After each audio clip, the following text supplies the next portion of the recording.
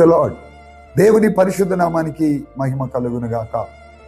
కొరింథీయులకు రాసిన 2వ పత్రిక 8వ అధ్యాయము 9వ వచనములో ఇలా రాయబడింది: మీరు మన ప్రభువైన యేసుక్రీస్తు కృపను ఎరుగుదురు గదా. ఆయన ధనవంతుడై ఉండియు మీరు తన దారిద్ర్యము వలన ధనవంతులు కావాలనని మీ నిమిత్తము దరిద్రుడాయను. పౌలు గారు ఇలా అంటున్నాడు, ధనవంతుడైనటువంటి దేవుడు మన కొరకు ఆయన దరిద్రుడిగా మార్చబడ్డాడు. ఎందుకో తెలుసా? నిన్ను ధనవంతురాలుగా చేయాలని దేవుడు ఆశపడుతున్నాడు.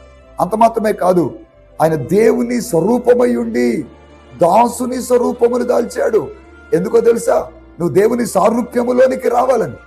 మరి 3వ మాట అంటున్నాడు, ఆయన పాపము లేనివాడు నీ కొరకు పాపముగా చేయబడ్డాడు. ఎందుకో తెలుసా? పాపము లేని వ్యక్తిగా నిన్ను చేయాలని దేవుడు ఆశపడుతున్నాడు. అలాంటి జీవితాన్ని దేవుడు మనకు అనుగ్రహించడానికి ఆశపడుతుండగా అట్టి కృపలో మనందరము బలపడి దీవించబడుదుముగాక. ఆమేన్.